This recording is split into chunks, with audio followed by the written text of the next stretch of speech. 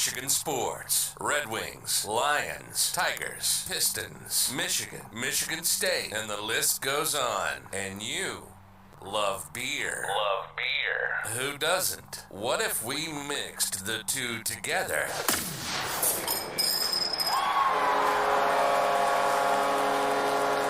This is State of My Sports. We'll talk everything Michigan sports, like only we do, and then we'll down our fair share of beer from a local brewery, grading the beer throughout the episode. So pop a cold one on your end, and we'll get busy on ours. This is the State of My Sports. And this is episode 155. Today we will have our DeHop's Flight segment, which will include some Blashill getting fired, some Michigan basketball news, and some motocross. Is that what you wanted, Ryan? Motocross? Yeah, Supercross. Supercross? Is that the same thing? No, it's not. No, it's very different. Indoors versus outdoors. Although Supercross can be outdoor too. But. All right. We'll get into that. Yeah, okay. We're going to start with that, I think. We should start with that? Yeah, I'm game. All right, sounds good. Amazing athletes. We will obviously dig deep into the NFL draft and what the Lions did. See their heart rate. But we'll also discuss some of the biggest surprises across the NFL. Also what happened inside the divisions, always important to talk about. We're going to draft our NHL playoff teams in our Betting Hero segment. And, of course, we will grade some great State of Michigan beer. If you're joining us live on YouTube, Facebook, Twitter, or Twitch, please let us know and be part of the conversation. We got the comments up, and we will read them, I guess. Well, at least we'll try. John's not here, so I'm kind of doing this on the side, but we'll see what we can figure out. You just took over everything, right? You're the I did. soundboard guy. Yeah. You're running basically. If you can't trust anyone, just do it yourself, right? Mike and I are still just, CEO. I know. we're just going to have a conversation tonight. That's what we're doing. Yeah, I'm Love Sam it. Waltart. With me today, we got Ryan Waltart and Micah Smith. Like I said, John is missing, but he will be back and better than ever next week at the Hops, hopefully. So, before we jump in, I did want to give a quick shout-out to our sponsors to help keep this thing rolling and free for our listeners. DeHop's Brewing Company is the official brewery of State of My Sports. Mac Web Design helped us get our website up and running, and bettinghero.com helps us and you get the best promotions available in the sports betting world. So please check out all of our sponsors, and hey, let them know that you heard about them on our podcast. That's great. So, anyways, let's get right into, actually, this is doing the thing again, right? I got to lower the desktop volume. I bet you nobody can even hear me talking, right? I don't know how that works. I don't know either. I think you just lowered my volume. Did I? No, you're fine. All right. We're figuring it out We're all as we good. go. Man, John does not get paid enough to do this. I'll tell you that right now. Anyways, let's get right into our flight segment for the week. Obviously, we got a lot going on with the draft. We don't want to take up a lot of time, but the main segments will be the draft. There's a lot of good stuff that happened, a lot of interesting stuff. We'll get into it. We'll get into it. It's going to be fun, but let's real quick get through our flight segment. So, Yeah. Ryan, you wanted to start talking about Supercross. Yeah, which is dirt bike racing. It's not quite over. There's actually one more week left, I believe. But Eli Tomac, he's kind of a legend that's still riding in the sport. But Eli Tomac just won his second Supercross championship. So, shout out to him. Hats off. He's overcome quite a bit, and he actually just changed from Kawasaki over to Yamaha this last year. So regime change. Way faster. Actually, yeah, they've got like big time torque. Yeah. I was kind of making a joke. No, they have a lot of power in those engines, and he's one to harness that power because he's a beast. He's strong. Who's the big name like before that just absolutely dominated? I mean, Ricky Carmichael, and then after him it was James Stewart. That's when I was and thinking. Chad Reed. Yeah. Those three were kind of all in the same era. After him, Ryan Villapoto won 3 straight. Ryan Dungey was in there too. Well, he was a biker originally, right? Like a pedal bike. Who? Which one? Ryan Dungey? I feel like during the X Games, remember? Did you guys like the X Games? Oh, yeah. Everybody did. Like, wasn't he like a bike trick dude? I swear he was. There was a Dungey. Was there? there? There had to have been because, it sounds familiar. Yeah. I know Ryan Dungey from motocross and supercross, so I don't know. Yeah, but Eli Tomac, he's actually tied with Chad Reed for like 4th all time in wins in supercross history. Wow. And so he's won like 7 times this year, and he just wrapped up his championship. So hats off to him. Yeah. Yeah.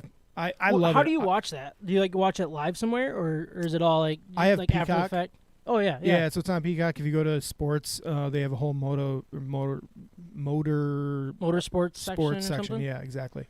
And are they live races, or do you watch them like kind of after the fact? Either one. Yeah. If I can on a Saturday night, I'll watch it. But typically, I don't prioritize it, so then I'll just watch it randomly after the fact. Isn't Peacock $5-6?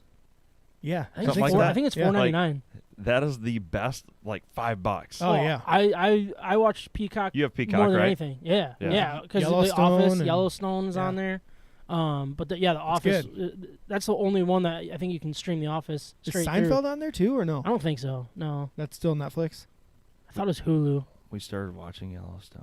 Did you? Ooh, yeah. Oh, what do you think? It's pretty cool. How far are you? I think we're second episode. I didn't know the first episode was 2 hours. Oh, Gosh, the first dude. episode's like a 3-hour movie. Yeah, it is. It's like a Star Wars movie. So good. No, Once you get past that first scene when he, spoiler alert, shoots the horse in the head, that was a little like a little dark to start, but you don't know what the heck's going on. Like, oh, just killed that horse. All right. So what's the daughter's name of that one?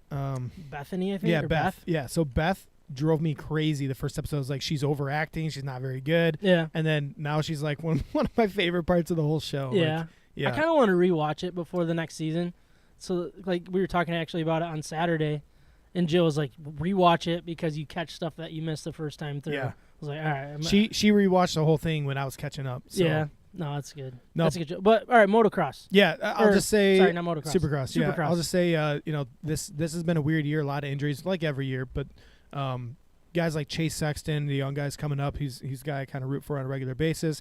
But then like some of the old guys who've been there for forever, Jason Anderson and man, I'm blanking on other names, but anyways, Eli Tomac kind of overcame both of them. The guys have been there, former champions, and then also the new up and coming racers. Yeah, pretty cool. It'd be cool if Peacock did like a like a Drive to Survive type system for if they were Supercross competing documentaries. Yeah. For Supercross. That'd be sick. Like that would probably help a lot of people get into it. Oh yeah. Like I've gotten so much more into F1 just because of that. Yeah. And I feel like if I could dig into and start getting to know the people, the stories behind the story, like or the race and stuff, like what it took just to get that bike out there in time. You know what I mean? Like for that kind of stuff would be really or the fun. injuries they go through. It would make people a lot more interested. 100%. What I love about it is like you can have a race where there's 6 minutes left, and it's like the most nerve-wracking 6 minutes because they could mess up at any time. Like your guy who's in first, and then as you're watching, you can like. They're like a 2.5 second gap, and then the next lap it's like 2.4, and then the next one it's like 2.1. It's like, oh my gosh, you're just like watching times, and then nothing looks different, but the gap is shrinking, and you just know he's going to get caught in the end, but you just don't know how it's going to play out. It's a lot of fun to watch. I'm sure it is. I've never gotten into it, but I don't know. Maybe I could someday. Maybe we'll watch a race together. I'll help you get there one day. And if you can gamble on it and watch it live, I'd probably be in. Yeah, they do like fantasy Supercross stuff too. Yeah. Yeah. Michael, what was your topic for the day? NIL. Ooh. NIL making some more news, making some waves. So, honestly, how long do you think it would take for NIL to kind of start getting a little dirty? The time is gone. Like 1992. Right. Okay. So, Xavier Worthy, a highly touted All-American wide receiver who... Amazing. Good speed, good hands, good measurables, but he plays for Texas right now, and according to multiple sources, he was apparently offered a 6-figure dime from another Power 5 program to hit that transfer portal and attend their program. So We don't know who it is. He's still I'm committed, so committed to Texas. We'll see about that. It's a really weird... I think NIL is so messed up, in my opinion. And it's just... It's the wild, wild west. And I think... 100%. I'm not saying that the players shouldn't get paid, but it's literally called name, image, likeness. And you have, I think, was it Tennessee? It's like, oh, yep, come play offensive line. You get this automatic NIL deal. Yeah. It's like, wait, that has nothing to do with the person's name, image, or likeness. That's because he's playing offensive line for Tennessee. So it's Tennessee that's giving him. Offering salaries. Yeah, basically. Yep. And look. Not basically, like literal. Yeah. Like they were naming their dollar amount. That's insane, and it's just not what the. It's not what it was derived to be. It's not what it was created for at all. It was created for Johnny Manziel's of the world to make money on his signature. Yeah, and go out and get deals and be able to make money outside of football. They're making money inside of football, in basketball, and all that stuff. And I think we're seeing that in basketball, too. No, don't get me wrong. I think Michigan could truly benefit on something like this. But they seem to be dragging their feet. Now, I don't know why. Are they trying to be clean? Probably not. I don't think there's morals in the football program at Michigan that other schools don't have. I just think it's they're just not taking the step forward. And Dickinson actually came out calling out Michigan for it. I don't know if you guys saw what Dickinson said, so that was kind of a side thing that we were going to talk about. Was Dickinson's coming back to play for Michigan this year for his junior year.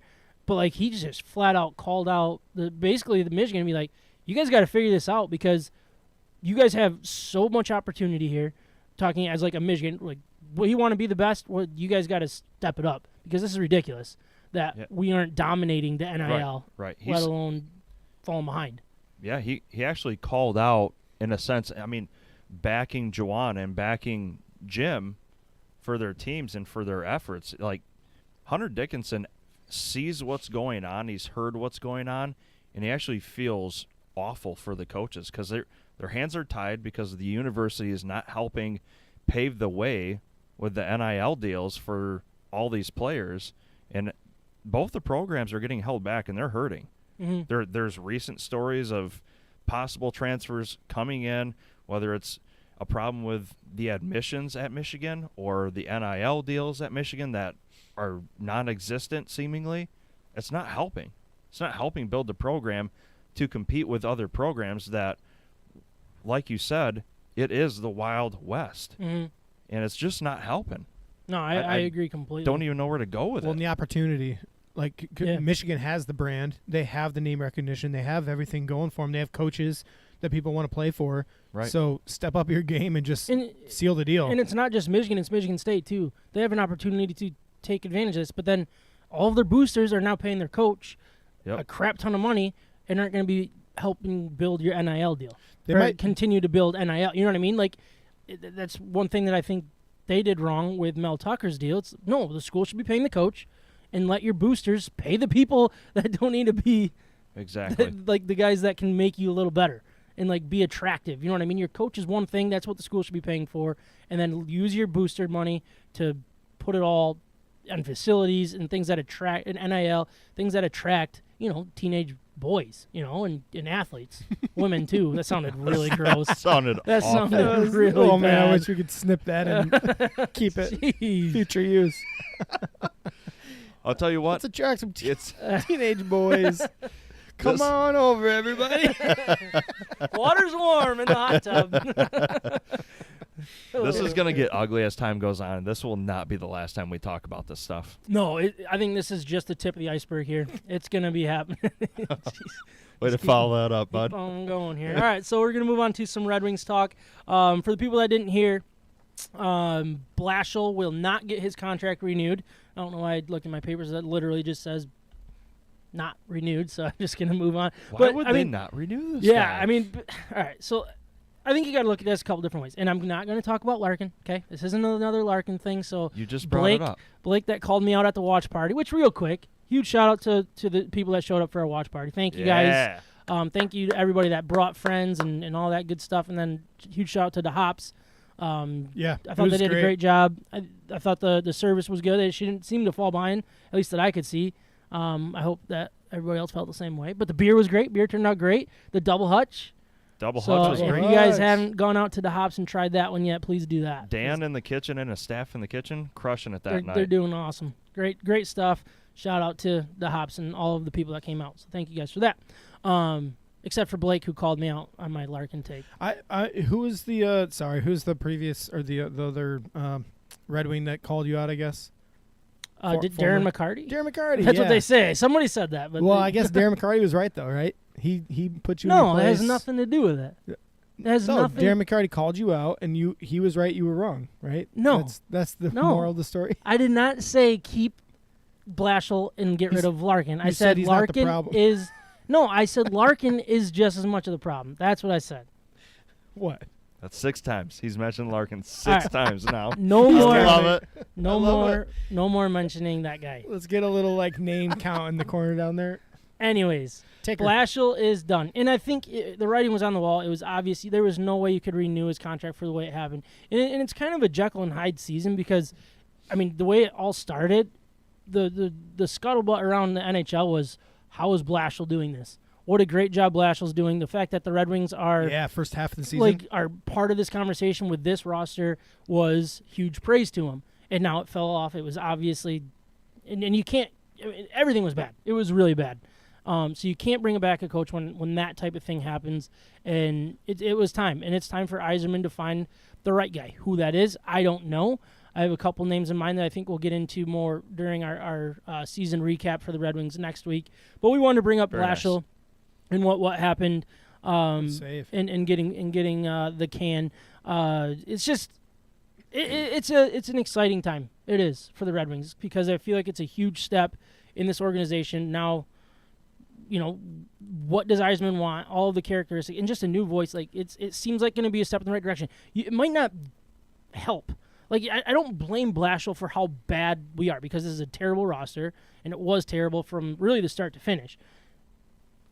Nobody could have won with this team. I'm not saying Blashill was the reason, but the writing's on the wall, and he was doing nothing to help. I'm excited to talk about the season recap for the Red Wings because we as a podcast, but mostly you have been bringing up how there's no point in firing Blashill up until this point. You only get rid of a coach if the timing is right to bring in the guy who's going to bring you on to be a winner. Yep. And so this to me just signals that now Yzerman's saying, okay, we're ready to now start building up from here. Now the arrow needs to go up. We need to build, and we need a coach that can bring us to the next level. Yep, that's exactly right. And I'm really excited to talk more about it next week. Yeah. So we don't need names, but do you think, I mean, this isn't a bridge coach situation, right? This is the guy. No, I honestly, I think it could be a bridge coach. Really? I do. Okay. I don't necessarily think that it needs to be, the next, was it Dan Cooper? Is that his name? For the Lightning? John Doesn't Cooper. need John Cooper? Thank Cooper. you. Johnny. It doesn't have to be that, but it's just we need to find the guy that can bring the identity to the team, the new identity to the team, because our captain sure as hell isn't going to do it. So, what's his name? Drinking craft beer, having fun, and talking sports in the state of Michigan. You're listening to State of My Sports. What are we drinking today, boys? Tell us. Spring saison.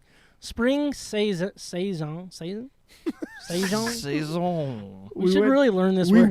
We went through this at the beginning of the podcast or beforehand, right? Saison. Yeah. Salesian. Salesian.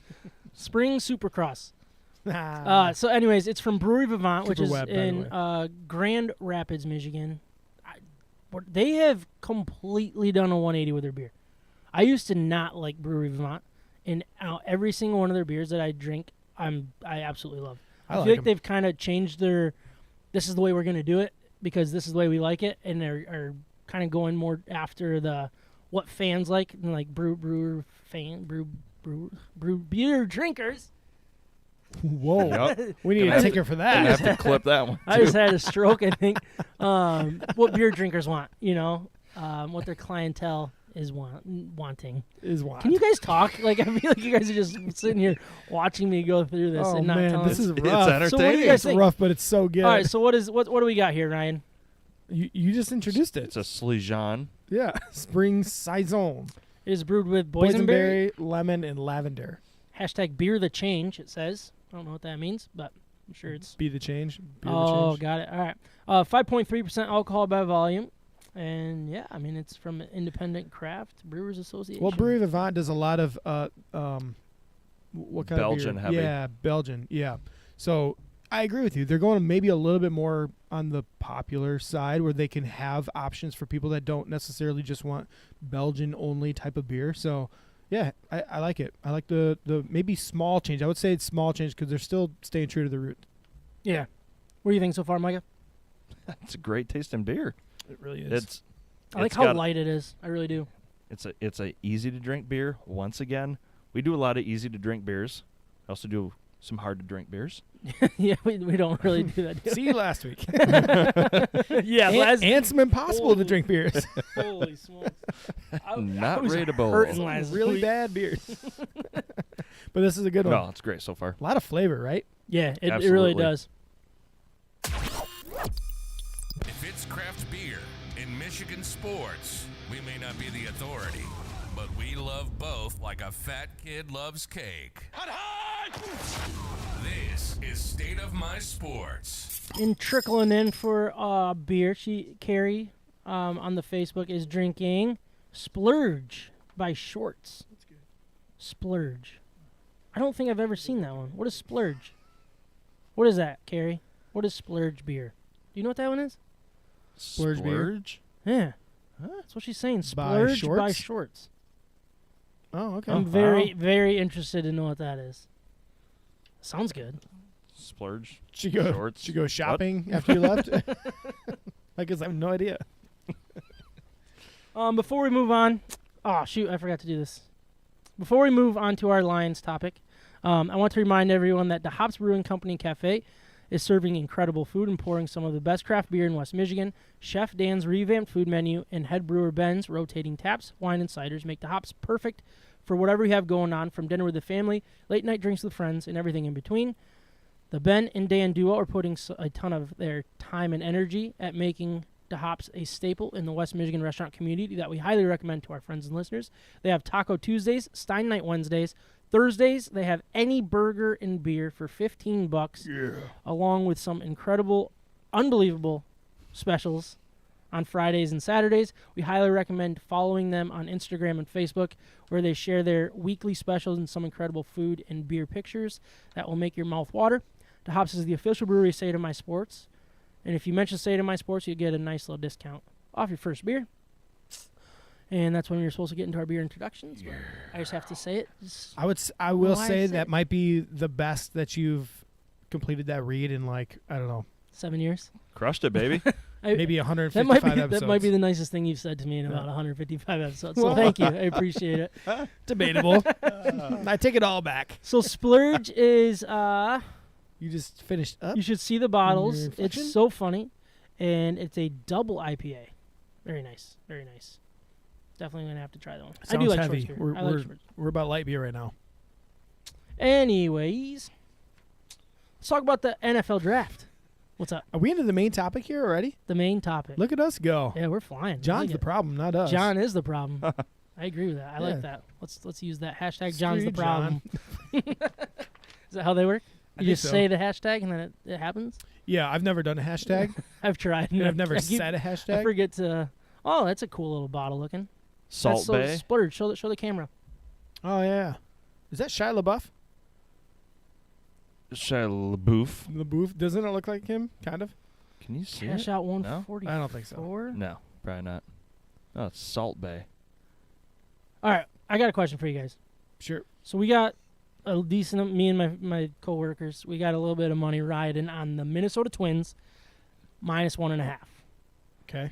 They are up 5-2. Okay. Do we let it ride or do we cash out? It is in the middle of the... Let me pull up the inning here. It's heading into the bottom of the sixth. So there's one out in the bottom of the sixth against the Baltimore Orioles. Let it ride. Let it ride? I think so too. Heck yeah. So we could pretty much... We could make $50 more if we let it ride. Yeah, let it ride. Yeah, why wouldn't you? Yeah, Orioles are garbage. I agree. That's why I love this bet. Yeah. All right, we're letting it ride. I hope. Yeah, I mean, they might cash it out. They can figure it out. Hopefully you guys are watching, which I'm sure you're not, because hopefully you're watching the Twins dominate. And hopefully Correa gets a home run. That'd be really good for me too. So.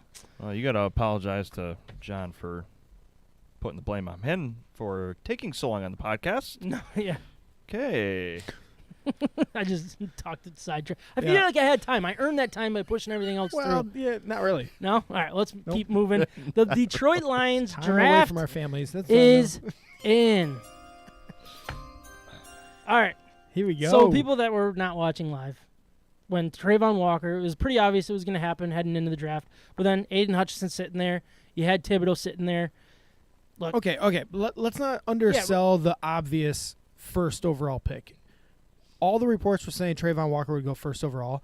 I think we were kind of expecting it, but at the same time, it almost felt too good to be true for Aiden Hutchinson to be there at number 2. So in my mind, the way I was feeling without knowing for sure was still a lot of anxiety, thinking, what if Hutchinson's off the board?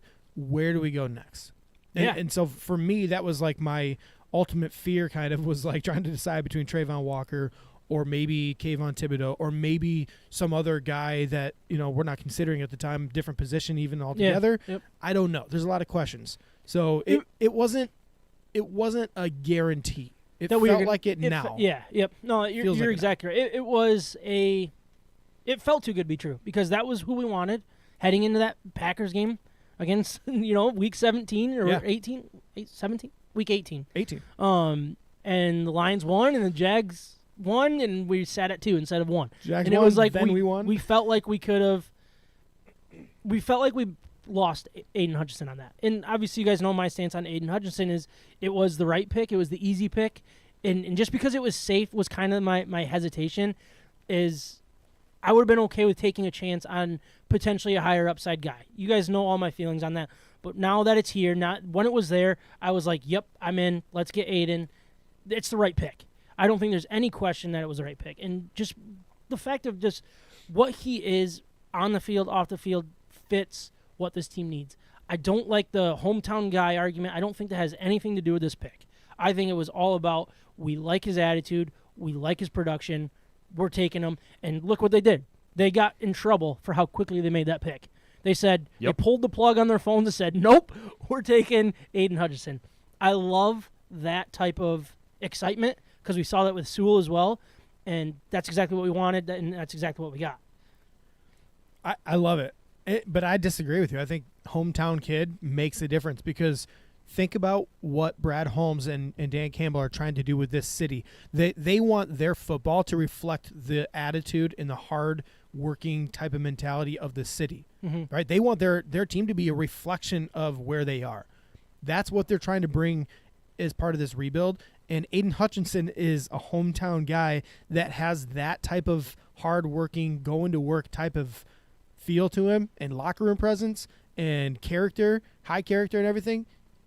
He's exactly what they're looking for. Not only that, but the production and the athlete and just the football player is also there to match it. What's funny is I think it's actually bigger than that. I think it's home state. I mean, he represented a lot of what Michigan fans in general have been lacking for the last 10 to 15 years, was beating Ohio State. Then he gets to stay home to the hometown, home state team. That's a big deal. If he's going to possibly be the face of the Detroit Lions for years to come. Yeah, and if he can do what he did, got Michigan off the schneid, with the Big Tens, got Harbaugh, beating Ohio State, winning the Big Ten, going to the playoff. He willed it. He did that. He was on that team. If he can do that in Detroit, boom, his stock will just, the love that this state has. And I know you're going to have the state fans that don't really like him, and that's fine. Hopefully they can put that behind him here soon. I hope. I personally would. After he's a Lion, I'm in. He's going to be a legend in the state if the Lions even win a playoff game. Oh, you yeah. know what I mean? Yes. That's all it's going to take and him be part of it and see ya. It's going to be even bigger than what we saw for Michigan fans. Yeah. It's going to be 10 times bigger for Lions fans when he wills this team to a playoff win than it was for Michigan doing what they did this year. I feel like that's the first time you genuinely smiled about Aiden Hutchinson being mentioned. I know. We got him all pumped up about the pick. You did. Well, not only that, but let's think about from a projection point of view too, because every single mock draft that I've seen, every single pundit that I've seen has had this guy in their top 2 to 3 prospect list. You don't see him drop below 3. So the other important factor here is all the intangibles that we talked about that can get the team excited.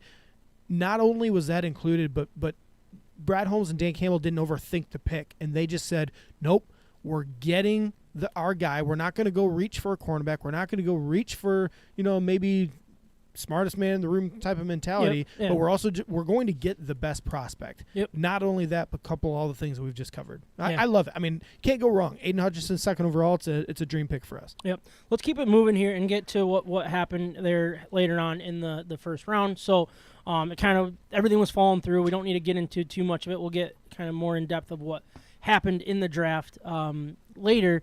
But the wide receivers start going off the board. London went off the board. Drake London, first wide receiver. Yeah, wide receiver off the board. Olave then went, right? Or was it Jets took Wilson? Garrett Wilson. And then Olave. And then Saints traded up for Chris Olave. Yeah, which that's and for people that haven't heard the Dan Campbell talking about it, they started panicking a little bit. Yeah. So from what I heard was, obviously, we all know what happened. Lions traded up to 12, take Jameson Williams. That was their guy. But, I guess this trade was kind of in place over the last few days. Heading into the draft was, hey, Vikings. Talking to the Vikings in this scenario is, if our guy's there and your guy, you guys think you can trade back and still get your guy, can we make this deal happen? And it was, kind of built in and kind of happening, and then once Jameson Williams and the other wide receivers went off the ground or off the thing. And that's one thing that I find interesting is was there 3 wide receivers that they're all right, if they continue to fall, that's when we go. And when there's one left, that's how I do my drafts. I got 3 guys, let them go. All right, one left, trade up. You know what I mean? That's kind of the way my brain works. It seems like they circled wide receiver. When they started seeing them tick away, it was, all right, we have to make this trade. Otherwise, Packers. Otherwise, other competition will trade up and get this guy. Well, and they had it in place before the draft, made it happen. Did you hear Brad Holmes' comments after day 1 of the draft though? Because he had a press conference and he was talking about this pick and he was asked about the trade up, and they said, well, anytime that we can get an impact player, and he goes, well, hold on, not just any player and not just for a wide receiver. We traded up for Jameson because he was there and that trade was available. Okay. So in their mind, and this is what we need to understand moving forward with this regime is they're not circling position of need. Yeah. They look at the player individually and they say this character, this man, this person needs to fit within our system, needs to fit within our locker room. And so they did not circle wide receiver to go trade up for a wide receiver. They're not scattering their big board and saying one of these wide receivers, we just have to get one of them. No, they're circling Jameson Williams and saying we traded up for Jameson. He's the guy that we're trying to go get. Okay. So to me, there's a difference. Mm-hmm. It's not like it was one of 4. It was panicking because their guy might have been gone. Yeah, and probably a potential trade up too, right? That's what people worried about. I think the Eagles were right behind them, the Vikings. So it was trying to get that guy before he's gone. And look, I didn't hear that. I'm glad you shared it. They went out and got their guy. I love that. We sit and watch these mock drafts. We dig into some tape and highlights. What they do is hands down way more than we will ever dream about doing. You know what I mean? And we got to trust them. And I know that's the slappy take and stuff, but when you went out and got arguably the best wide receiver in the draft, when healthy, if healthy, all those type of things, maybe 2 top 5 guys talent-wise in this draft. Yeah. That's what we got to love. And I think we got to talk about the player, and then we'll get into what they gave up. Or let's just talk about what they gave up first. Does that work? Trying to think of the right. All right, let's talk about what they gave up. So the Lions traded pick number 32, 34, and 66 to Minnesota for pick 12 and 46. So obviously you're giving up a decent amount, but from the draft chart that people talk about, Lions made out, I think, plus 300 or something like that. It wasn't even close. Which it was, what you would call a steal. Now, Vikings, for the way that their draft landed, they should be pretty darn happy. It's not getting screwed over by the Lions in a trade. It was they got what they needed, they got what they wanted, and they added more quantity rather than quality in that situation. Yeah. So I don't think it was look at us, Lions, we did this and you did that. It's not that. It was a win for both teams in a lot of ways. But it's also questionable when you're in the middle of a rebuild. I know we love the talent. We love what he got. But the way my brain works, This was a quantity type draft. It felt like you can get the quantity over the quality. They went the opposite way. Now, I'm not saying that they're right or they're wrong. I think they went their way. And they're the ones getting paid to do it. They're the ones that kind of started that clock now by being aggressive. This is your first mark. You know what I mean? Like the Penei Sewell, that's an easy pick, if you will. Aiden Hutchinson, that's an easy pick. This is the one that's like, all right, this is going to be on your resume now. You know what I mean? And I love that. I love when that kind of thing happens. Well, and you love how, again, they went to get their guy. Like they have enough conviction and enough balls to pull it off, to go and be aggressive to make something happen. So they didn't just look and say, quantity, we have this many, we can fill this many holes. They don't look at their team as a team of holes that need to be filled. Yeah. Which is kind of a funny way of putting it, I guess. But if they look at their team and say, how do we make our team better? Well, we make our team better and use the draft capital that we have available to us to go get this named player who we fell in love with, that we want on our team and we think represents the city. I love the perspective. It's so different from previous coaches and GMs. It's not even close. I'm so, and not just because I have Jameson Williams ranked number 1 easily by far as in my wide receiver group. To me, he was a no-brainer, number 1 overall out of my wide receivers. And so I'm really, really happy that we got my number 1 edge rusher and number 1 wide receiver.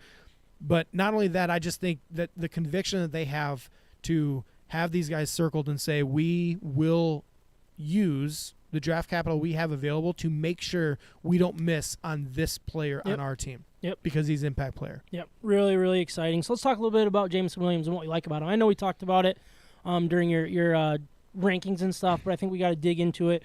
I wrote a couple things down here. I said arguably the best wide receiver in the draft, and before the injury was a top 5 prospect in this draft.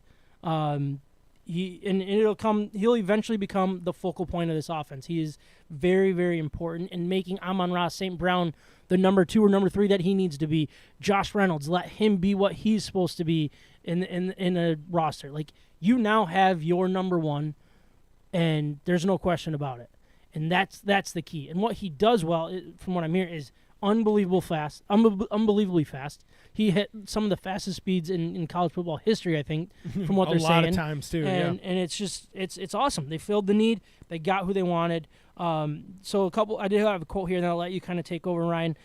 They were talking to Jameson Williams about, like, all right, you didn't run the 40, but what would you have done? He said it would have been faster than the fastest 40 ran. And then they said, I would have run the fastest 40, the fastest time this year or ever. And he said ever. And honestly, there's a really good chance he would have. I kind of believe him. I do too. Now, look, I think a lot of it plays into, all right, how good of a start did he get in like tenths of a second? You might not have, but he has the ability to be that fast. And he's still a good route runner. Ryan, I texted you the next day after watching some of the highlights, and I was like, is this guy ever not open? Yeah. And I mean, take it from there. That's basically what you said during our recap, but kind of get into it now. Well, yeah, and we knew about the speed. But then your first question is always, for me, it was going back to, there had to have been a reason he didn't play behind Chris Olave and Garrett Wilson in that offense at Ohio State, and he transferred to Alabama for a reason. But even watching the Ohio State highlights, he was always open. So it had to be something where he didn't mesh, or they just liked the other guys better. It doesn't matter at this point. What he showed on the field. I heard he just really hates Ohio State. He just really loves the state of Michigan a lot more. Exactly. That was probably the reason. I heard that. Yeah. No, but what impressed me more than anything is how this guy runs his routes. He has an insane stop and start ability and just an elusiveness that makes cornerbacks and safeties both never know what he's going to do next. Yeah. So not only was I impressed with his ability to go downfield and just win on some insanely long touchdowns to have an average of like over 18 or 19 yards per reception, but also like the simple 10-yard in routes or the across the middle routes. I was really impressed with his ability to always, number one, catch the ball, but then have some physical play behind him. And some of these guys, like he's listed as like 179 pounds, I think it is.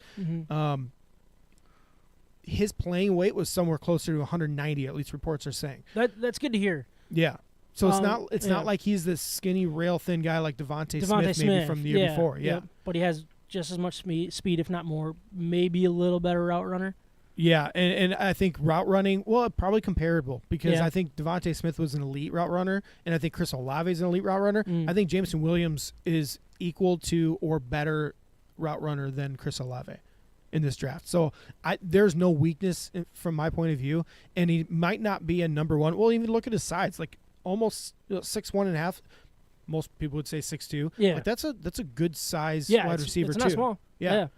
But he might not have a typical build of what you would expect from maybe, let's just say, a quote-unquote number one wide receiver in the NFL. That's kind of the old style right now. Well, but if you pair him with within our receiving corps, I mean, he's the weapon. He's the guy now the defense is centered on, say, don't let him beat you. Mm-hmm. That opens up and you kind of alluded to it, that opens up every other wide receiver on this team to do what they do best. Hawkinson as well. Hawkinson over the middle. Swift out of the backfield. Exactly. It opens up the field. I think quickly. he has a rare elite trait, which is speed in route running, multiple traits. So do not miss on a guy like this. And I find it kind of funny that it was the fourth wide receiver taken off the board, and we're just getting a guy who has more elite traits than any of the others. Yeah, it's really exciting. So like the hindsight, I think when we're talking quantity over quality or whatever you want to say, now you sit and look at 32, 34. And I know it's harder, it's deeper than that, but you look at who the Vikings took at 32, Lewis Seen, would have fit really nicely in this defense, I think. Filled a need. And then eventually the Packers traded up to 34 and took Christian Watson. Now, do you take Jameson Williams over those two? I think it is a fair argument to say take the two over the one any day. But it's also, you don't have to. You know, like you went out and got the guy you wanted, like we talked about. And it doesn't have to be the 2 versus 1 anymore. It can just be you got who you wanted. Now next year can be you get the quantity over the quality. You know what I mean? Like there's multiple ways to build an organization. And it's not always about quantity. Because you can fill quantity elsewhere too, especially when you have a crap ton of money to still spend this year. You have potentially $40 more million coming off the books next year. You can add high-end talent that way too. Yeah, guaranteed high-end talent. We kind of have quantity with our one-year deals and just kind of the signings that we've done recently. We made it so there is no position where we absolutely needed to draft a position in the draft. There were definitely, like edge. Yeah, we need impact edge players, but we had enough to get by. So it's not like at this point, I think, and this is the most important thing for me in drafts is impact players. Yep. And that's get exactly as many what impact players Holmes you can. continues to say is game changers is the word he uses. He brought in 2 game changers, and I mean it feels like a really good move. It really does. And like I said, this is the first move for this regime to say this is a major check, a major win or a loss. You know what I mean? It can happen that quick. I love it. And that's what a regime Let's needs go to find do. out. Don't just sit around and be safe. The Hutchinson pick could be considered safe. This pick was not. Doing what they did was not safe. It was a very, very aggressive move. So then what it did was it pushed the lines back to 46 instead of the 32-34, where they took another edge, Josh Pascal out of Kentucky. A little bit about him as a true freshman at Kentucky, 2017. He played in all 13 games with 1 start, 17 tackles, 4.5 for loss, and 3.5 sacks. He was diagnosed with malignant melanoma. Is that right? Malignant melanoma in July of 2018. This is actually cool. I thought this was worth sharing. I know it's kind of just... No, it's part of who he is. He underwent multiple surgeries and a year of oh my gosh, I should let you read this. Immunotherapy treatment on the bottom of his right foot. While getting treatment during the 2018 season, he redshirted, playing in 3 games with 1 start. He returned to start all 13 games in 2019 with 34 tackles, 9.5 for loss, or 3.5 sacks, 2 forced fumbles, in 10 of the 11 games played in 2020 with 32 tackles, 6.5 for loss. He was a team captain in both seasons. He finished his career on a high note, earning second-team All-SEC and academic All-American honors while leading the Wildcats with 15.5 tackles for loss, including 5.5 sacks among his 53 total tackles in 12 starts. The dude was putting up big numbers in a big-time conference. And it's amazing how, like Ryan, you were talking off air, how he just kind of slipped under the radar with a lot of, like, edge rushing rankings and stuff like that. We didn't bring him up at all. But when this pick happens, I think we got to talk about it two different ways. Let's talk about the player first, then we'll talk about the position and if we like the draft pick in that moment.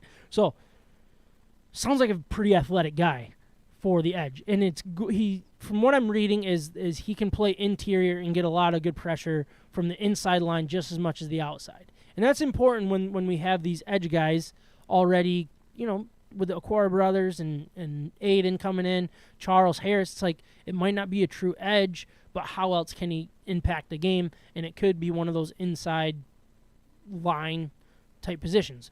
What do you like about this pick? I like, again, how Brad Holmes and Dan Campbell, this is another one of their guys. They did not want to miss out on him, and this was part of the plan. If you were to trade up and go get the wide receiver you want, and you're left with 46, they were hoping to be able to get him. And that's who they were tracking the whole time. So, but the player itself, I love the explosiveness. If you compare his combine results from compared to Aiden Hutchinson, Hutch ran a 40-yard dash, 4.74. Pascal ran 4.77, so right behind him. Vertical jump, Hutch had 36 inches. Pascal was 37.5. Some people said 38 that I saw, probably just rounding up. But explosive athlete. Maybe not the straight line runner that you think of like a Trayvon Walker or something, but absolute explosive ability coming out of whatever the crouch. Broad jump, 123 inches compared to Hutch's 117. He didn't do the 3-cone drill, 20-yard dash or anything, but if you watch the tape, he is a violent man on the defensive line. But not only that, the other thing that stood out to me is I had a hard time watching his tape because every time I tried to watch him, I never knew where he was. Like, I couldn't find him on the field. He wasn't in the same spot every time. He was never in Both the same ends, spot. Interior. He would line up in outside linebackers every once in a while. I didn't notice. Well, and we have versatility on this team to a point, but you get a guy that you could line up on the inside in a 4-3 and go get the quarterback, and really has that kind of a Devontae Wyatt explosive first step, and then this ability to just make people miss on the inside. Yeah. He has that kind of ability lining up from the inside, but also hold his ground and then jump to the outside. He doesn't have amazing bend around the edge or anything like that, but he has an ability to always make the guy miss. Or if he does get blocked, you're not going to block him for long. Yeah. The dude is super strong, super athletic, and an absolute football player. You saw him running guys down from behind. Yeah. Big hits up the middle. Like, I'm pumped about this pick. It felt like exactly like Holmes wants. A game changer. Yeah. He can be a game changer. He has the ability to be. And there's no question about it. Pretty exciting pick. Now, is it the right position? And this is probably where I got to, like you kind of already called me out, or not really called me out, just called us out in general of being like, it's not about holes and filling needs, and I'm sitting here position guy who've been better off taking a safety or something else. Does that make you question it? Or did you question it before you went and looked at him and be like, sold on it? You know what I mean? I had heard some things about him after the fact, like after I did the edge rankings. Yeah. I had heard his name and said, oh, man, I wish I would have kind of looked into that. Yeah. And then when they picked him, then admittedly I had a very lethargic reaction and said, okay, now I got to look into him. So I didn't want to make an immediate judgment, and that really was like I consciously made that decision. Yeah. But looking into him, I think I love going. What the Lions are doing right now is they're laying their foundation for the future. Yep. And they're not trying to do anything else. They're not overthinking it and saying, again, on the 2022 roster, we need to fill a linebacker need on the outside. Yep. They're not doing that. They're saying, what player, what man is going to impact this team long term. Yep.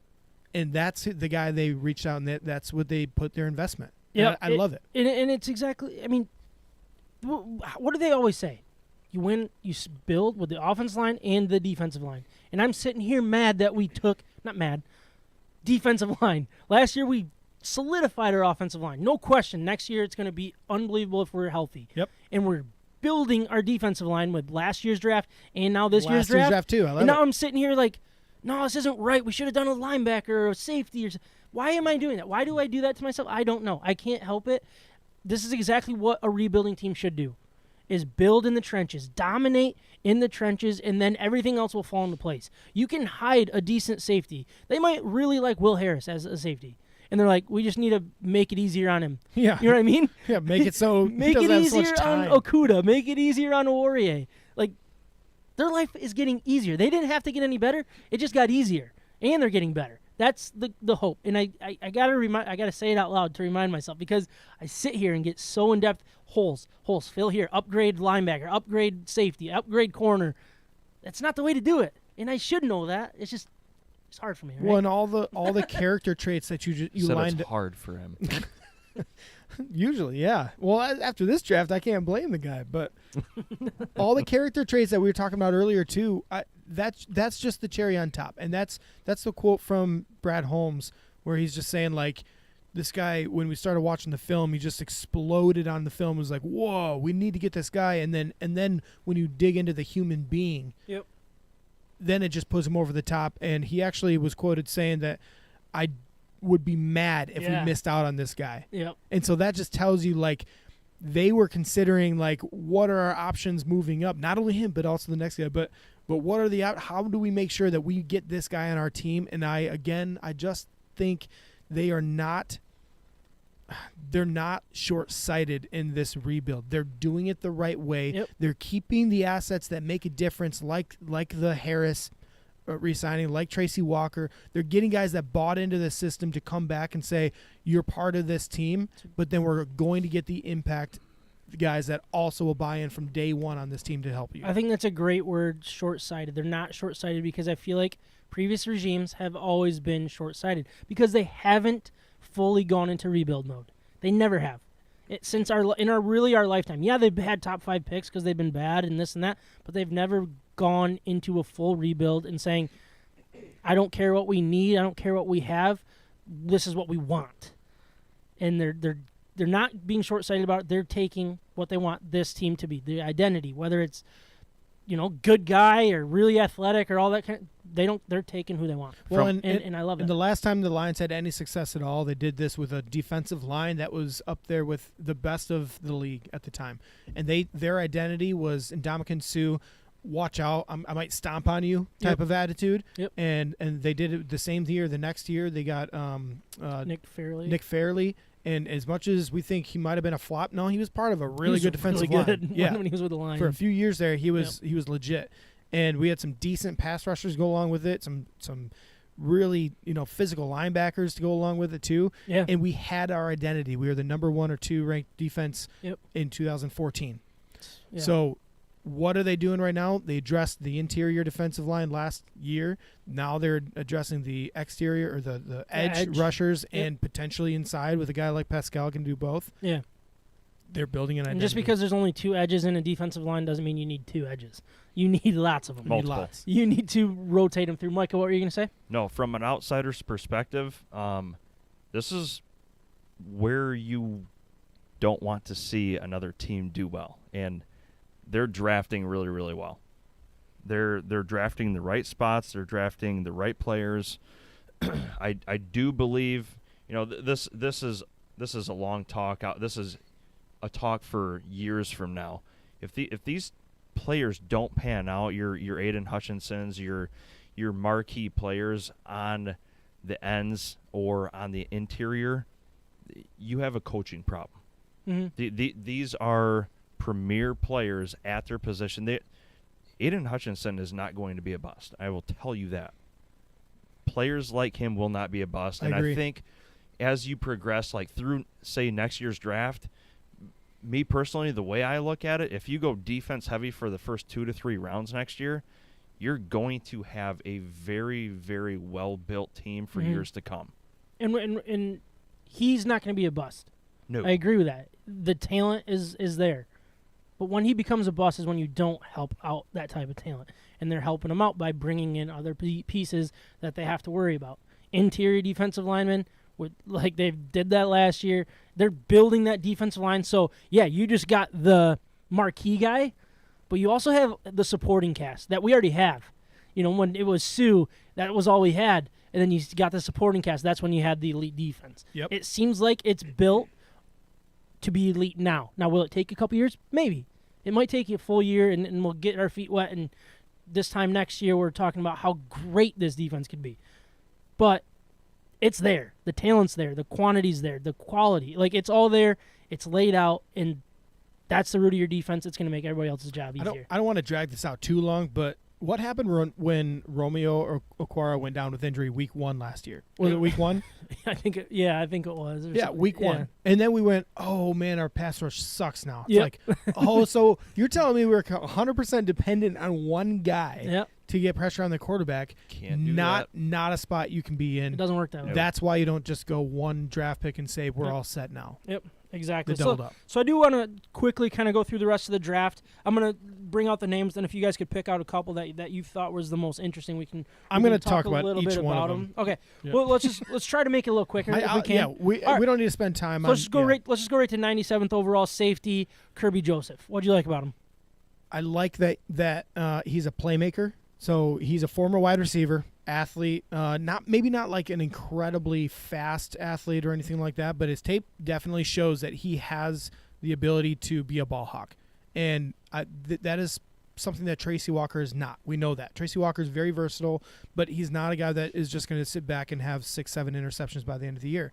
And I think a guy like Kirby Joseph, I don't think he's maybe necessarily like a week 1 starter, but especially because he's kind of new to the position of safety. But I think it was a great pickup because there's a lot of potential there. And obviously, again, they're playing to the football player, the relentless kind of type of attitude, the ability to play multiple positions or at least have that kind of a mindset and understanding and football IQ. Yeah.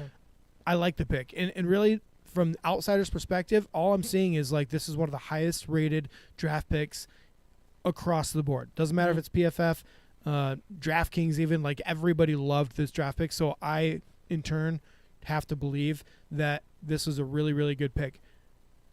Also, Brad Holmes had to hold himself back and talk to everybody around him to not trade up for this guy. Oh, really? Okay. Yes. I like so that. he said in the 3rd round, he had to sit there and be like, again, what do? We need to trade up to go get him. Everybody's saying, no, we've already traded up. We can't. He's going to fall. Like, trust the process. He goes, oh, man, all right, I'll wait and I'll hold off.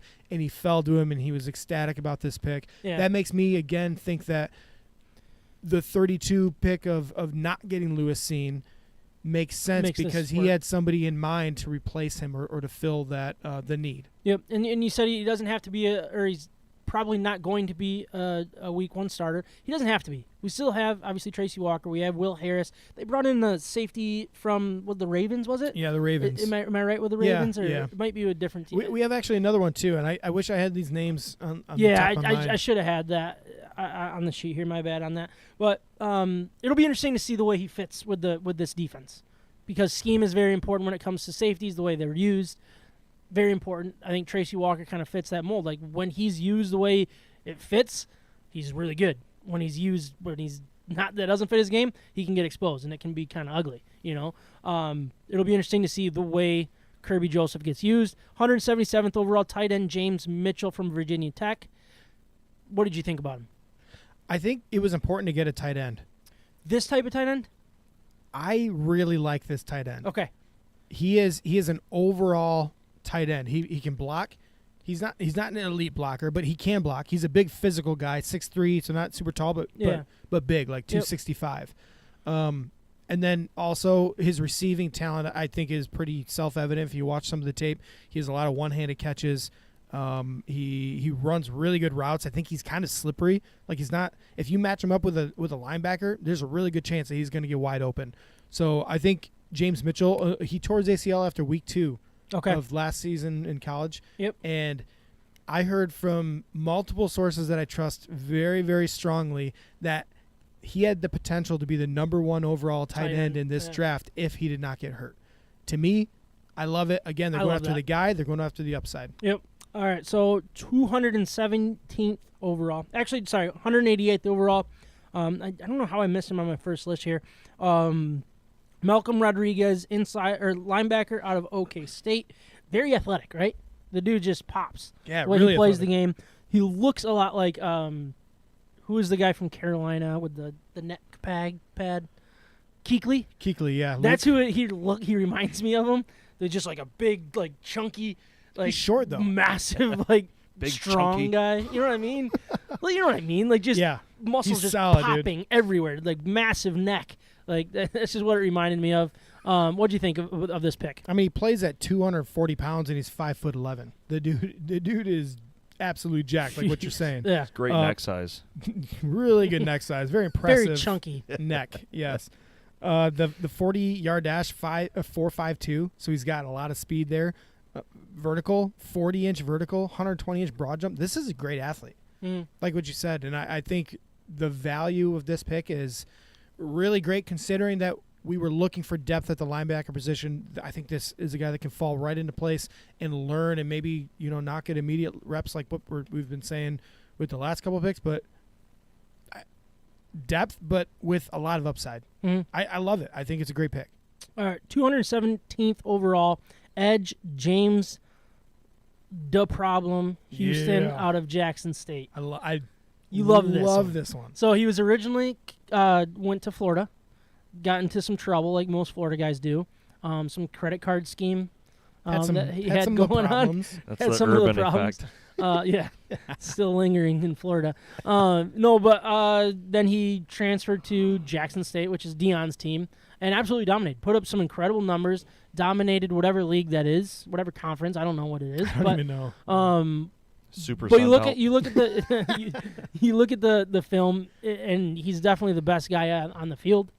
Yeah, easily. It was impressive what he did. Now, how will it translate to the pros is obviously a whole nother question. I'm assuming they liked something about him. What did you see? What have you heard? I saw the same thing that at Jackson State that got him all those sacks. So again, I mean, I don't know if you said it or not, 16 and a half sacks. I mean, that's a big number. Huge production. He was not a defensive end at Florida. He was a linebacker, a middle linebacker. Okay. That was a really, really good athlete, but they did not ask him to go get the quarterback like that. So what I saw in his Florida tape was this dude is not only not afraid of contact, but he looks for it any chance he gets. Loves it. Yeah.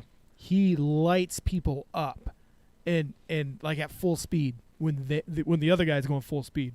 So I think he is a total like buy-in locker room type of guy to just be 100% football 100% of the time. Pass rush ability, obviously with those kind of numbers, it's definitely there. And Dion kind of swears by him like this is a legit NFL talent. And I'm actually surprised he went this late in the draft. What do you think? Yeah, I mean, from all that I heard, and look, you guys know me with football. It's foreign to me. I can look at a guy and love it, and it's easy to watch his tape and see it. He's got the speed. I wonder what level of speed this is because he's playing at a slower level, and that's very interesting to me. But a guy that like this is it just seems like a risk worth taking. And special teams guy, if to start and then maybe find his way into a role eventually, that would be great. I don't expect a ton.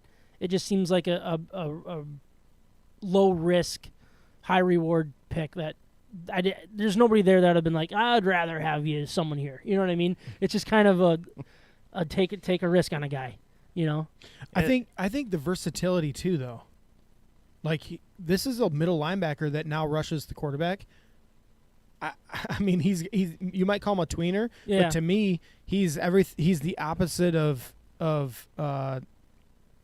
previous draft pick, Pascal. Yeah, he's the opposite of Pascal. Pascal's a tweener between the interior line and edge, and now we have a tweener between pass rusher and in linebacker. I think we're just building our depth and overall versatility of how this defense could look. You cannot have enough versatile guys in the defense that can, if you're asked to come around the edge, great. If you're asked to come up that A-gap and just kill the quarterback, that's a guy that can do it. These NFL teams don't want your prototypical 90s position players anymore. Yeah, it's not that anymore it's at all. It's all about versatility. It's about speed. And honestly, there is nothing wrong with drafting someone, especially at 217th overall, from a place like Jackson State. You don't have to draft guys from Power 5 schools to get playmakers. You got guys going from GVSU just down the street. Yep. Matt Judon. Yeah. He's a premier defensive back. Yep. Defensive back, isn't he? Linebacker? Edge. Edge guy. Okay. Yeah. Sorry. But you don't have to have that Power 5 guy, especially at 217th overall. Yeah, you're going to get playmakers. Yeah, but he was. And that's the other part of this is a Florida guy. He doesn't have that school name. That's what I'm saying. Yeah. But he left Florida because he didn't think they were utilizing him to the best of his abilities. I love it. That's like betting on yourself and just saying like, I'm sorry, I'm better than this.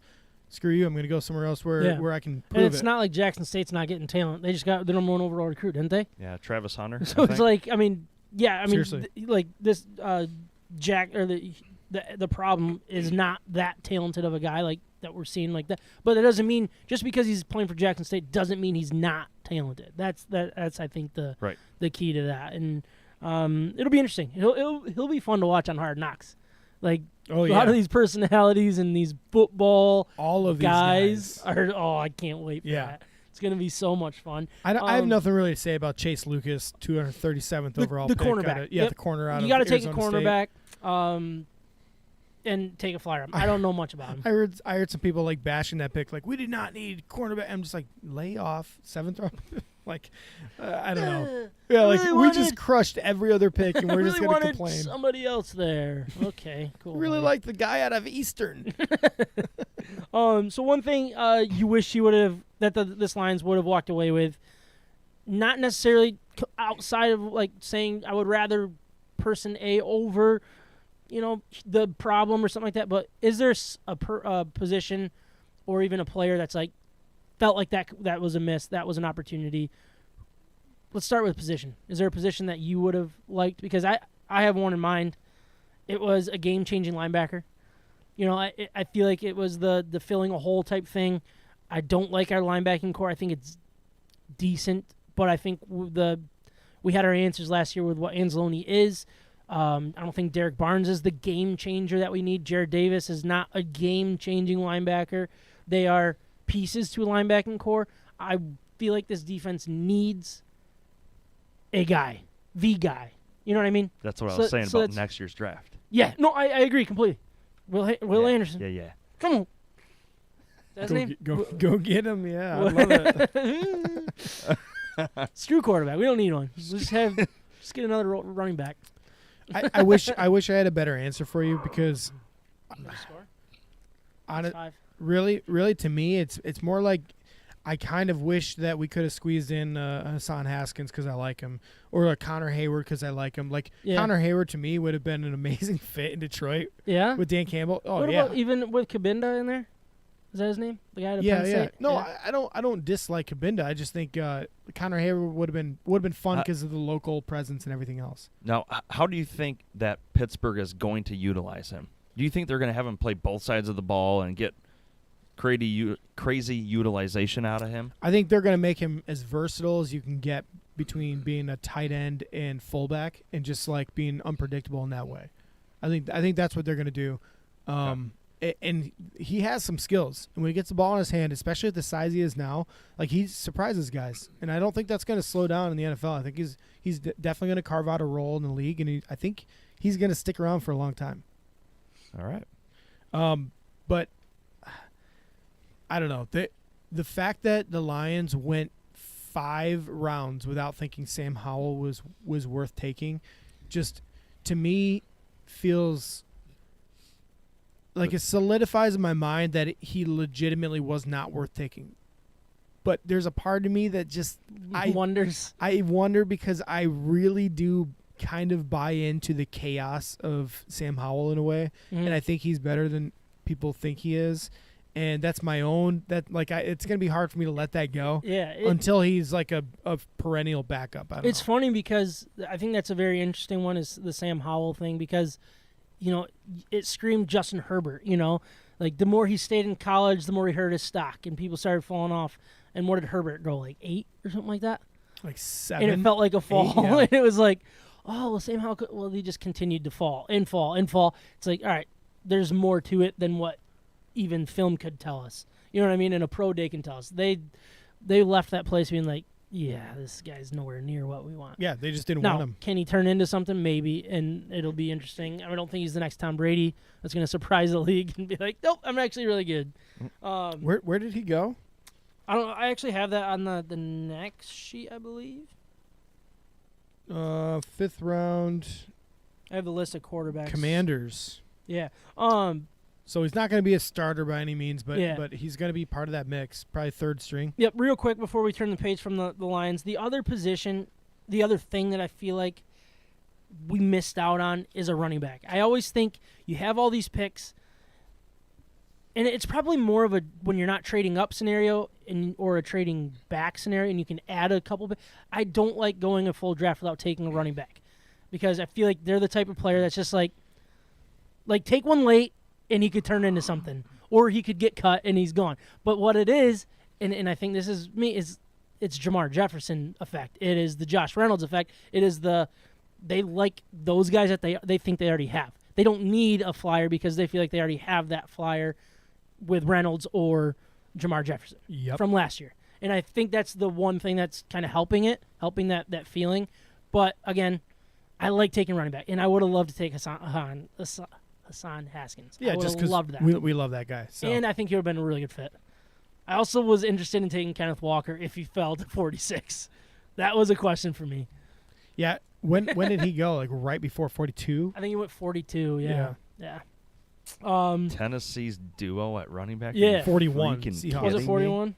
All right, real quick, some expert grades. Lions overall had the 5th best GPA, if you will, behind the Jets, Ravens, Eagles, and Chiefs. Everybody else, the Ravens were the only one in that didn't have multiple first-round picks. I think the Jets had 2, actually traded up to a 3rd first-round pick. So, of course, they're going to have a really good grade.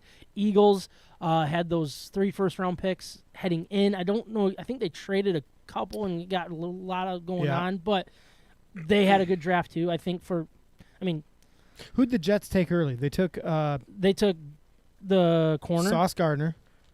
And then they took a wide out. Garrett Wilson. Mm-hmm. Yep. Then they traded back up for... Did they get Kyle Hamilton? No, Baltimore did. Baltimore did? I'll let you know in a second. So Baltimore got Ajabo and Kyle Hamilton. They did a good job. I like that. They did good for what people expect them to be. You know what I mean? And fit with them. Yeah. Well, they have the luxury. Like, eventually, with all these draft picks, they have the benefit of the doubt. Eventually, the Lions are going to look and say, "Oh, you know what? We can actually take the best safety on the board at this point." Yeah, like the Patriots did taking that guard. Yeah, they crush it. Or the Bears taking. Don't remember any. I don't remember any. So the Jets traded back up to get Jermaine Johnson. Oh, that's right. Yeah, that was a good pick. Yeah, that was a good pick. And you know who they took in the 2nd round? They took Breece Hall.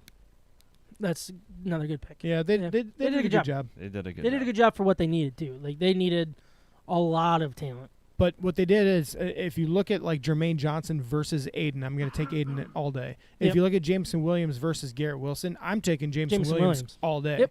So if you're comparing those kind of like apples to apples comparison, I still like what the Lions did. I get they then got Breece Hall and some others, but I like it. So I mean, we've seen high grades before for the Lions. It's not new, but this one feels different. Yeah, you got the high end talent with potentially the 2 best players in the draft. Let's just say what it is, so we got the 2 best players in the draft, and I'm going to run with that. 3 or 4. You guys good with that?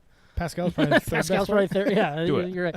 And look, the grades are up there, and it's really going to come down to how well will the mid-round picks that they got be. Like, are they truly starters in the NFL? We're going to learn that, and that's when this draft becomes. Look, I don't get big into grades. I really don't.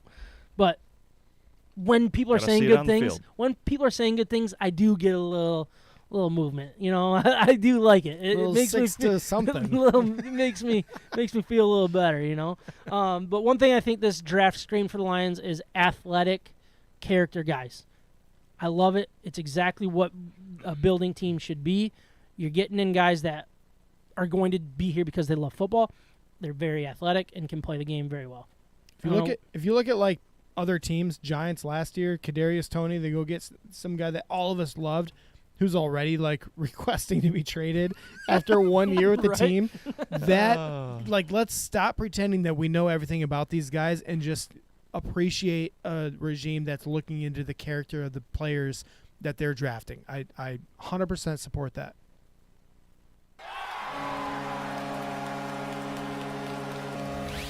From the Red Wings to Michigan State, we're talking about it. This is State of My Sports. So I did want to talk a little bit more about the draft here. Nothing too crazy. I think we can move through it pretty quick, but I did want to talk about where the Michigan guys, state of Michigan guys landed, and who we think is going to be a good fit, and just really good pickup for that team, and going to be fun to watch go into the league. Obviously, Aiden Hutchinson went to the Lions. That's going to be interesting. Daxton Hill went to the Bengals at 31, another first-round pick. It's a good pick. It's a good pickup for them. Very important. I think the way that they can utilize him and kind of move him around the field and just be kind of a playmaker will be Jack of all it's going to be trades. a good fit for him. Kenneth Walker to the Seahawks. What do you guys think about that one? I think it depends on how well their offensive line performs, Yeah. but I think Kenneth Walker is still going to be a good pickup. They've needed a running back. I feel like it's been such a revolving door for Seattle and their running backs, and I think Kenneth Walker is going to be there to stay for a while. It's been like Chris Carson and like who I don't know. Thomas Rawls. And like a Penny. Richard Penny Yeah, for Rashard a little Penny. bit. But that's it. That's been like 12 years of that. I feel like Yep. it's weird because they came off some really good running backs. I agree. I think from their point of view, great pickup. It kind of solidifies the position. We'll see what this offense looks like, without it's gonna be very Russell Wilson. Interesting. Definitely different. Yeah. I was a little surprised that they spent such a high-end pick on a running back in the position they're in right now. Yeah, I agree with that, because by the time they're ready to win, where is he going to be on contract? Where is he going to be with Tread? Somewhere else. It's all interesting, or just on a different team. Yeah. It was a very interesting pick. A little earlier than I thought for a running back, especially for the Seattle Seahawks. David Ajabo reunited with McDonald in Baltimore. Really happy for him. Really happy for him. Glad. I mean, he didn't fall as much as I thought he was going to. So 45th overall with the Achilles, obviously. Good for him, right? I mean, that's really all we can say. And hopefully he gets healthy, and he'll probably be a really good fit there if he can get healthy and doesn't lose that first step. Yeah, go check out our Facebook. We actually put that call up on our Facebook page. Ojabo call? Oh, really? The actual behind-the-scenes call, yeah. Nice. Thanks for doing that. Yeah, awesome. Next for 54th overall, out of Western Michigan, Sky Moore went to the Kansas City Chiefs. What a great fit. This is part of why they're so high up on the pick, I think, because they got rid of Tyreek Hill. And look, Sky Moore is not Tyreek Hill. I'm not going to say that, but he kind of fills that same mold. And if it translates well, they're going to really like what they got out of this kid. Well, what they got is at least top 3 slot wide receiver in the draft, like pure slot wide receiver. Mm-hmm. He's physical. He catches everything. He has enough burst and speed to get open anytime he wants, it seems like.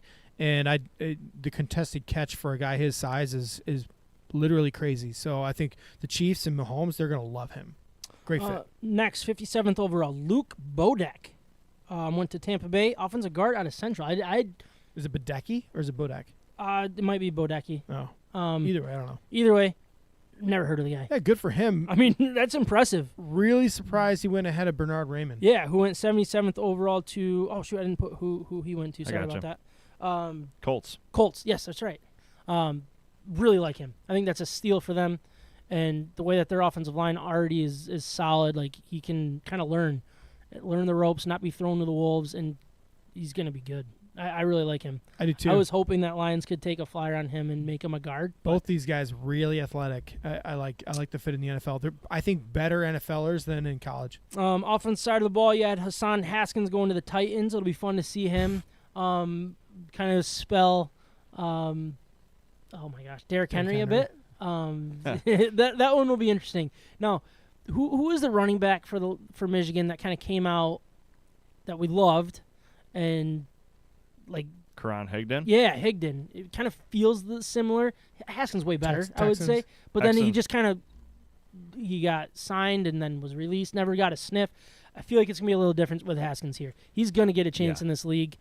I'm interested to see how much of a chance he'll get with Henry in front of him, but he's also a guy that they're going to start handling with kid gloves maybe, or just completely run him to the ground and move on from him pretty quickly too, because that's what you do with running backs. You know, it's going to be an interesting We've seen running back dynamic injuries. with Titans. 100%. You don't have to feed Derrick Henry the ball 99% of the time. You have a two-headed juggernaut in the two of them. 191 overall. Jalen Naylor went to the Vikings. Jarrett was excited about this pick. I don't know if it was for anything other than he was a Spartan. I don't see how it fits with oh yeah. I don't see how he fits in this league. I don't. It blew my mind that he went out when he did. He didn't perform that well at the combine. It was very interesting to me. I think he's a better football player than he looked in this year. Than you're giving him credit for. Yeah, now. he probably is. Yeah, I don't think he's a game changer. He's not anything like that. But if the Vikings liked his character and some other things, then more power to you. He also can play special teams. So, offense lineman out of Michigan, number 245 overall. Sorry, I didn't say Connor Hayward to the Steelers. We already talked about that a little bit. Big fan of him. 245th overall, Andrew Stuber out of the Michigan. I like him too. Went to the Patriots. That seems like a decent pickup. Pick. Dude, he's a big dude. And then offensive tackle out of Michigan State, A.J. Arcuri was picked by the Rams, 261 overall. It's the second to last pick. I don't know him in the draft. No idea. Yeah. Some free agent signings. Brad Hawkins went to Atlanta. Khalil Pimpleton, who's the wide receiver out of Central, is with Detroit.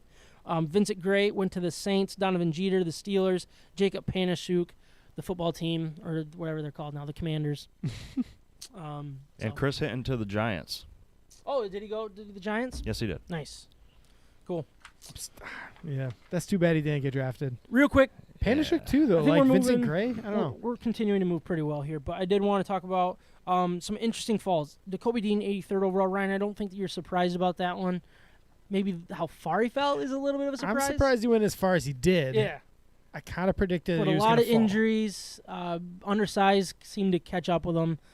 George Pickens, the 11th wide receiver off the board. What did you think of that?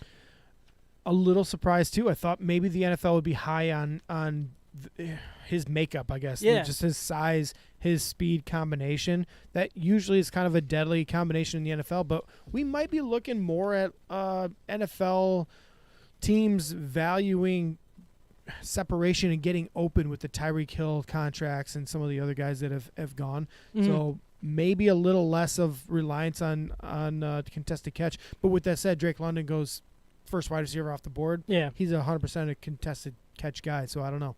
Quarterbacks in general. Malik Willis fell to 86th overall. First quarterback was 20th overall, Kenny Pickett. That was interesting. 74th was the next one, Desmond Ridder. 86th, Malik Willis. 94th, Matt Corral. These quarterbacks were not taken nearly high than what we expected. Like, we were expecting a few to go in the first round. At least that's what they were telling us. I'm not saying these guys fell. I'm thinking it started to unfold the way that the league actually thought about these guys. What are you saying? Mel Kiper's full of crap? He's full of something. Not the COVID vaccine, I heard.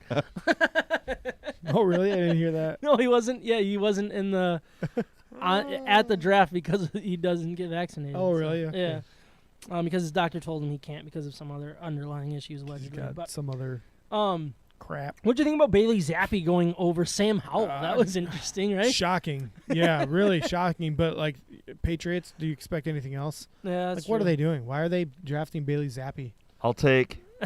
What are they doing? Guy. Yeah, why? I don't understand so that. Weird.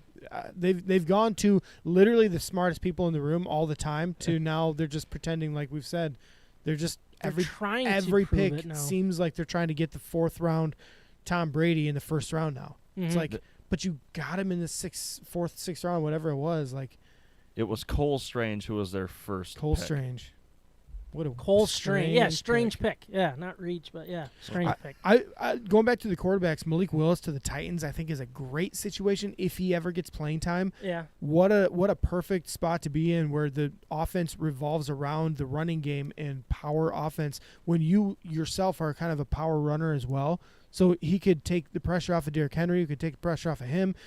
And then, they don't rely on their quarterback too much to throw the ball to make their offense tick. And I think that's a great spot for him. I also really like Matt Corral, his chances of getting playing time early with the Panthers in the 3rd round. Very good value pick there. What do you? Oh man, I am sorry. I didn't. No, you're good. You're good. What were you gonna say? So what do you think about what Tannehill said about Malik Willis? He said, "I don't think it's my job to mentor him. If he learns from me along the way, that's a great thing. That's it."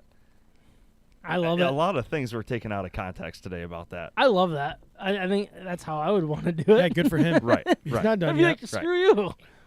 Agreed. Yeah.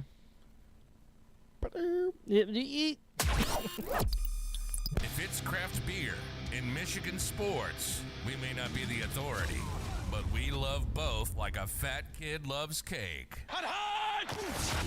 This is State of My Sports. For our betting hero topic, what we're going to do is we're going to do our NHL mock draft. Oh, I really should have got the NHL on ESPN music for this. Just do I like really draft dropped the music or ball. something. Should I? Yeah, let's do something. Well, real quick, let's explain Betting Hero. BettingHero.com is the broker of all sports betting sites. Heroes. BettingHero.com. I don't know what I'm saying. Promo code MIBETS. Put it in. Sign up. What they'll do is they'll lay out all of the best promotions available that are in the sports betting world for you. You got the DraftKings, FanDuel, BetMGM. Anything legal all in of the state them. of Michigan, Yeah, right? Even exactly. the small guys that you're not aware of. Yep, they'll give you the best promo available. You'll get a free bet, all that good stuff. It's all laid out for you. It's very simple. It's like a goodie it supports us, which is cool. Appreciate that.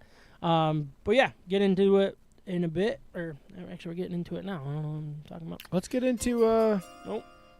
drafting NHL playoff teams. You guys want this one or the prime music? We'll just Yeah, do this this is one. good. All right, Just leave it. college football music for the NHL draft. All right, anyways, we got us three.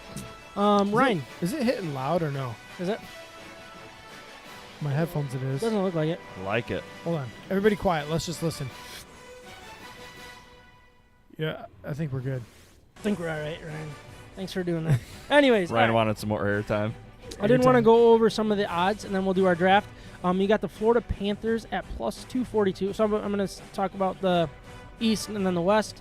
So you got the East plus 242. Toronto Maple Leafs next at plus 470. Tampa Bay Lightning plus 536.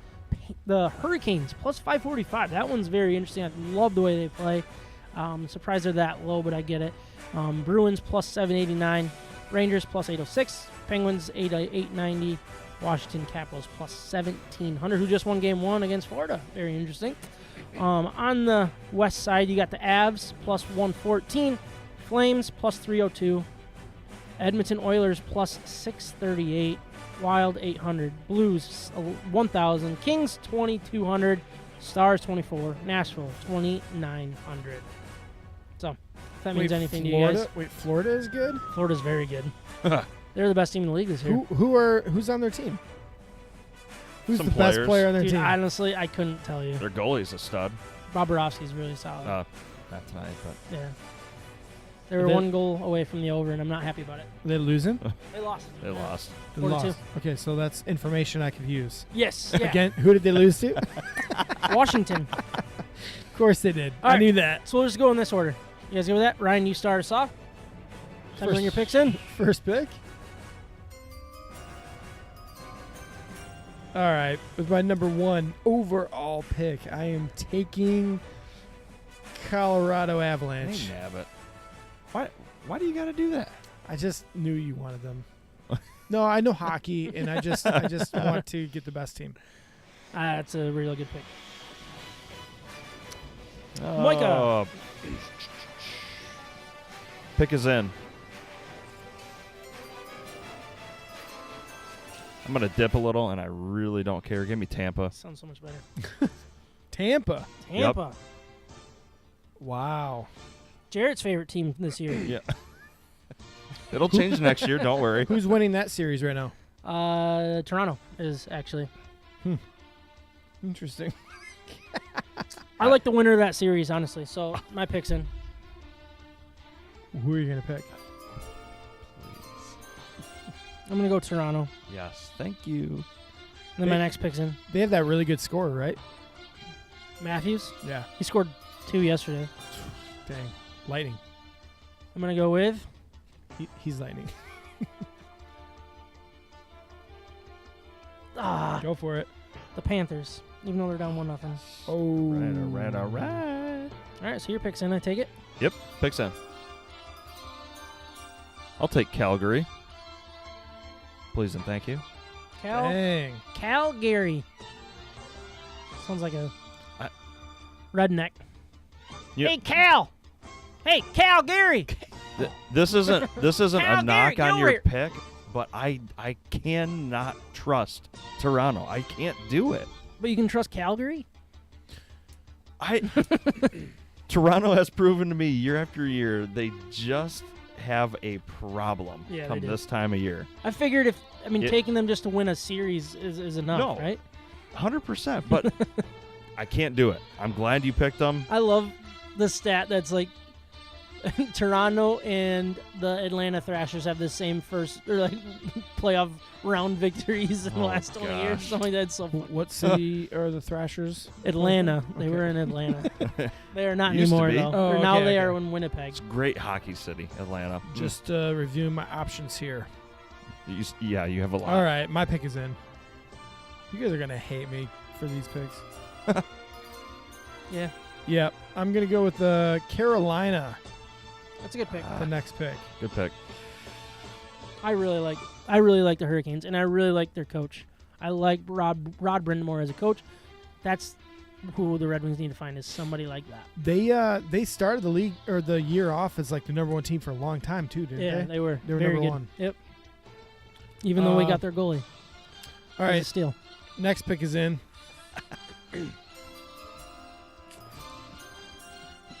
A little too early. Wish you wouldn't have started the clock. I'm going. Oof. This pick is a shout out to my buddy Kevin.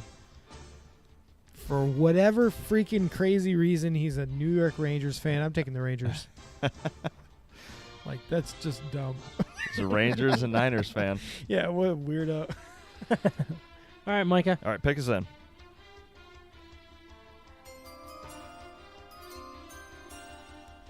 Give me Edmonton, please. Dang it. Yeah, I should have gone that. Nah, I got my Rangers. Alrighty. I got back-to-back picks here, and there's no way in you know what I'm taking anyone else out of these. I'm not taking Boston, I'm not taking Pittsburgh, and I'm not taking Washington. Period. End of story. Good to know. I'm not taking Minnesota. Unless they change goalies, then I'd be all right with that. Wait, who's their goalie? Fleury. Oh, okay. He let in 4 yesterday. Love it. The Or flower. 3, I don't remember. Yeah, the flower. Oh, the flower's the flower. blooming. The greatest goalie of all time. Gosh, I hate people that like him. So rude. My picks are in. St. Louis Blues. Dang, nabbit. My other Good picks pick. in. Good pick. Kings, really? The Kings. Are you serious? Someone else is going to take the other teams that I hate so much. God darn it. Thanks a lot. I don't mind doing Thanks that. a lot. I'll be the idiot that takes the bad teams. All right, Micah. Pick us in. Pick us in anyways. I'm trying to get under 145. No, I That's get my it. goal. I get it. Give me... dang, damn it. I don't know. Give me Minnesota, I guess. Wow. All right. Yep. Oh. Well, you Okay. only get one. I don't know why I did two. My bad. Do I only get one pick here? Unless, do you guys want to fill it out, the rest of it? And I'll take one more? Yeah, why not? Yeah. All right. Pittsburgh. Give me them. Did they win tonight? I don't believe so. Oh. Do I need to answer this or no? And then my other pick is in. They're actually in overtime, which I don't know why we're not watching that. Yeah, I thought we would be watching something. That's in a overtime. sin. You're not watching it? Who was taken? I don't know who's left. Who's left? Nashville, Nashville's Dallas, Nashville, Washington, Boston. I'll take. I took Carolina, so I might as well take Boston just to hedge my bet there. Boston. All right. My pick is in.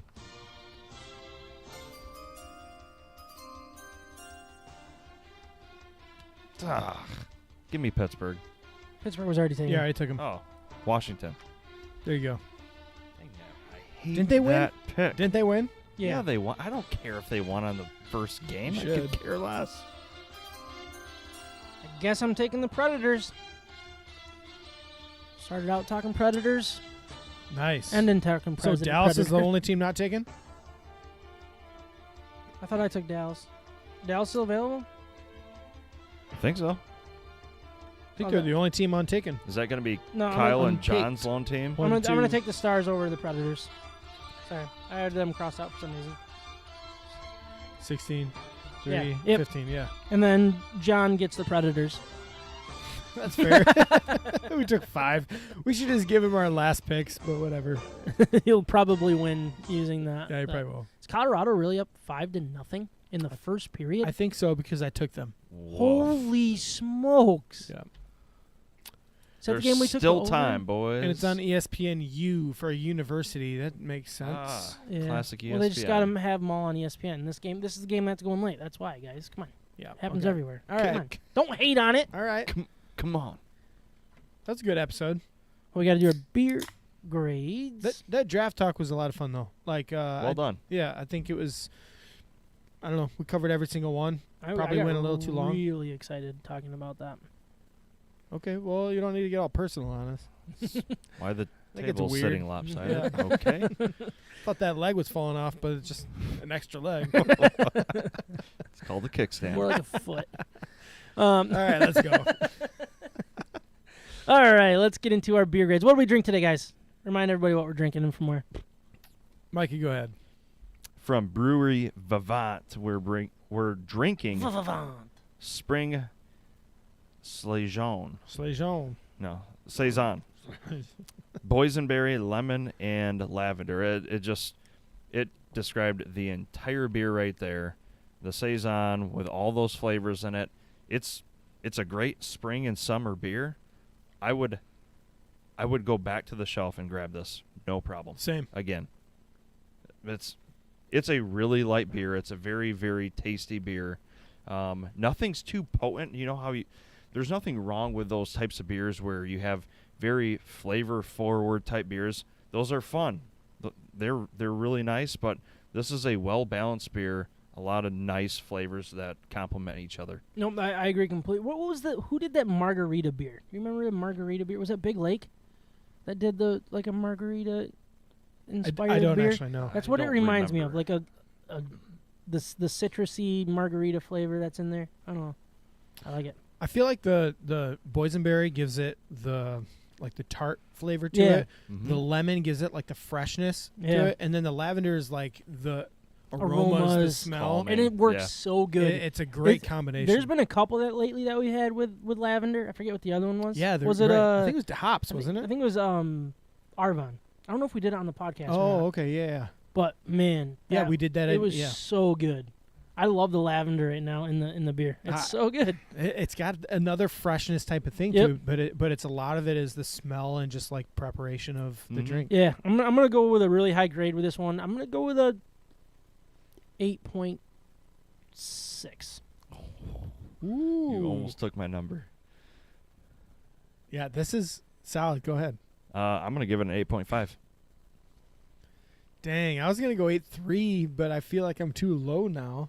But No, you I'll- should stick I'll- with that grade. Yeah. I'll give it an Same 8.3, but the truth is, like, if I'm gonna grab this, if I'm gonna compare this to other 8.3s, I think I would prefer Yeah. this all day. That would be really fun to find like old grades and compare similar grades to each other. Like, to yeah. that same beer. Almost like a So draft it's like, out all of right, it. yeah, I had 8 threes. Now I'm going to put all 8 threes and drink them all and, like, try it. Oh, Boom, that'd be do fun. it. That'd be a lot of fun. That would be a lot. And It 8 sounds threes like a probably, lot of work. 8 threes probably count, like a Probably popular our most pick. popular pick, honestly. It's like, oh, it was all right. Not my style, but it was really good for what it is. 8-3. Not my style. 8 freaking 3. That was episode 180, 155. Post-draft. 8155. 185, 55. I don't know what just happened. Thank you guys for watching. Thank welcome. you guys for recording. You're Appreciate it. Well, we'll talk to you next week from DeHops, if not sooner. Peace. You've been listening to State of My Sports. From the Red Wings to the Lions, to the Tigers to the Pistons, to Michigan and Michigan State, and everything in between, we're talking about it. And don't forget the beer. We hope you enjoyed the show. Make sure to like, Carrie rate, gave and Slurge review. In the meantime, a 7.4. hook up with us on Instagram, Facebook, Twitter, YouTube, and Twitch at State of My Sports with an MI. We'll see you next time.